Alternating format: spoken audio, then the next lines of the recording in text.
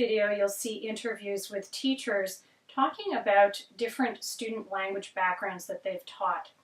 As teachers, we have to, over time, become comfortable teaching students from different language backgrounds. And the more we teach students from these different backgrounds, the more we learn about the challenges that those students have learning English, given what their first language background is.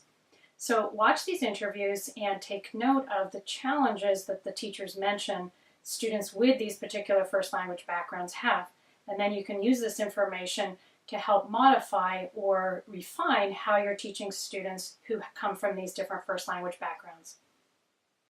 So for our Spanish students, some of the issues surrounding pronunciation are the sort of the opposite pronunciation of the vowels that we have in English. So for example, we say E, they say I for the letter E. We say I, they say E for the letter I. And that's one of the examples. The other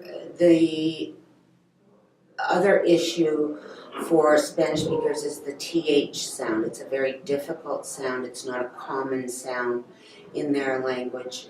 And J's are pronounced as Y's in their country. And Y's are pronounced as J's. So it's the opposite of what we hear here.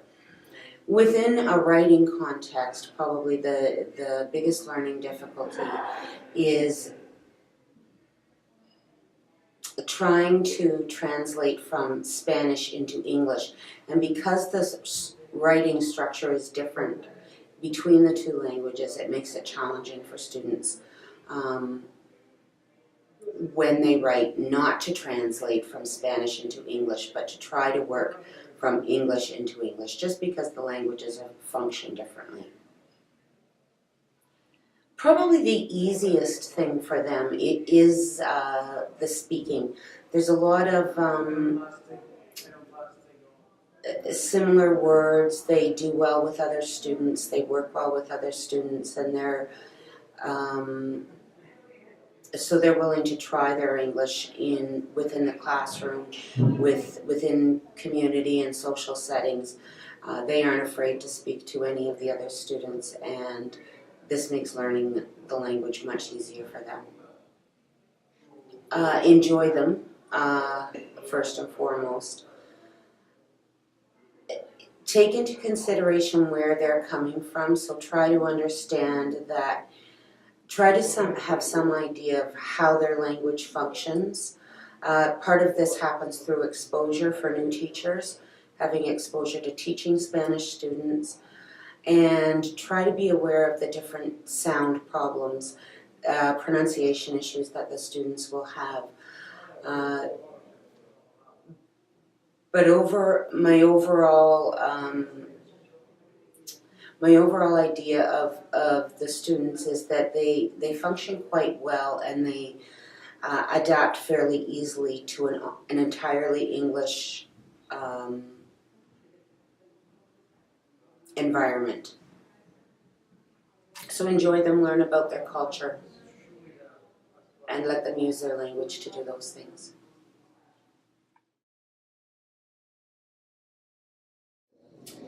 I had the opportunity to teach in Osaka, Japan from 2003 to 2004. I think that the most common challenges for Asian students in learning a second language are the conversation skills. Generally speaking, if you have learners from China, Korea, or Japan, the background knowledge and the skills in the pen and paper areas, reading and writing, are strong. The grammar skills can be really pronounced, but they don't tend to have the opportunity to practice speaking, listening and speaking together in their classrooms in comparison. And I think depending on the institution and the context that you're working in, it may be almost nothing. So no exposure to the spoken language and the listening that goes along with it. So students may be able to write a perfect sentence in English, but then not be able to either understand what it is they've written or vocalize that language confidently. And everything else that goes along with speaking, like intonation and pronunciation features, tend to be lacking, and just the general confidence in spoken ability is probably much less than students from a different culture, for example. For Japanese students, the easiest skills I found to be probably reading and writing. When I was there in Japan, in comparison, the reading and writing seemed to be stronger than listening and speaking. Grammar skills were very strong. Their ability to recognize meta-language, for example, technical terms for language features, whether it was grammar itself or written work, written structures, formatting, and things like that, all of that was in place. And the accuracy in the sentence structure was incredible, actually, in some learners. For Japanese students, I would say probably the majority of the population seemed to be quiet. There's a quietness that I think pervades the culture itself. And traditionally, the context of the education system in a country like Japan, usually it's a lecture style delivery. So the teacher, it's teacher driven, the teacher leads everything, and students are just kind of quiet. So there isn't a lot of interchange between teacher and students. Everything almost is done with the students as one big group.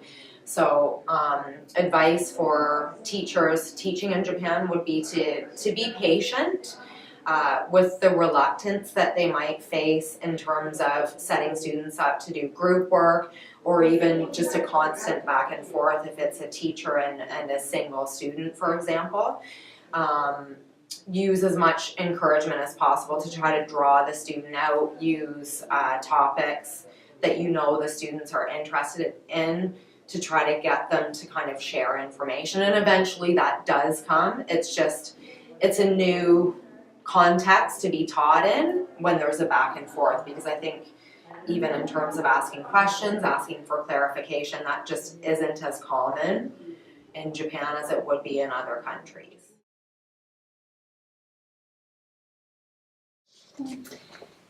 Some of the English language learning challenges that Arabic students face are, well, the most salient for pronunciation is the difference between the P and the B sound. They substitute the B sound for the P. For example, instead of saying people, they would say beeple. Instead of saying pencil, they would say benzil. They're both voiced, but they have difficulty with the P sound. Some other difficulties I've noticed with writing, they tend to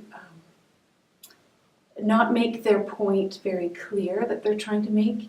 It seems to me that they would like the reader to guess at their point that they're trying to make, whereas in English, the reader expects the point to be stated directly from the beginning, and sometimes that's not evident with their writing. Spelling, I notice quite a few spelling errors, a variety of spelling errors for the same word within this one essay as well. The easiest, I would say, for Arabic students learning English would be their interpersonal skills. That might sound like it's not very important, but it is. For example, when they are giving group discussions, they make excellent group leaders. They're able to lead the group with ease, at least it appears that way. And the same with presentations with English. They seem to be very at ease with giving presentations, and they take good command of leading the classroom, and I think that's a very great skill. Tips for teaching Arabic students. For new teachers, I would say should include writing. They need to have explicit writing instruction. For example, a thesis for their essay, for a strong introduction, supporting points for the middle paragraphs, and definitely a strong conclusion with no new ideas. And as well, if it's an academic essay that they're writing, they should not be including any reference to religion. They should be taught to include academic sources. So take them to the library and ask them to look up some academic references and teach them how to include those in their essays. Pronunciation, it's quite easy to teach students the difference between the P and the B. The easiest way to do this would be to take simply a Kleenex or a tissue and show them that there should be that P should be blowing the Kleenex out. I think that really helps them to see the difference between the P and the B.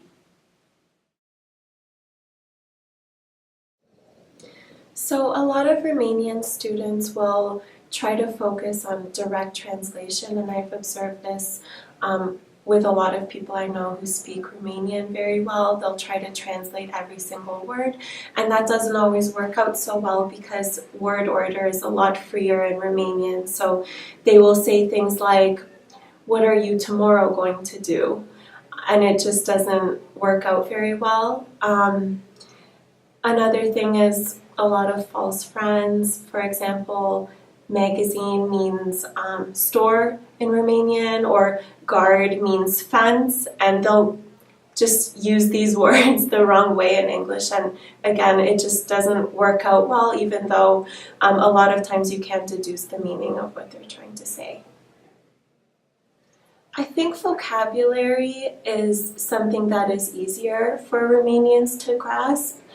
Romanian is a Latin-based language, so a lot of words will be recognizable for them. Another thing is grammar. They're a lot of times trained in English grammar from an early age in school. So I've noticed that that has been something that has been really easy for them to grasp, while speaking and oral skills are a lot harder. I would say push them to speak more and really push them towards fluency, so they're not focused on translating every word, and just allowing them to take more risks and to do more group work and oral activities, presentations.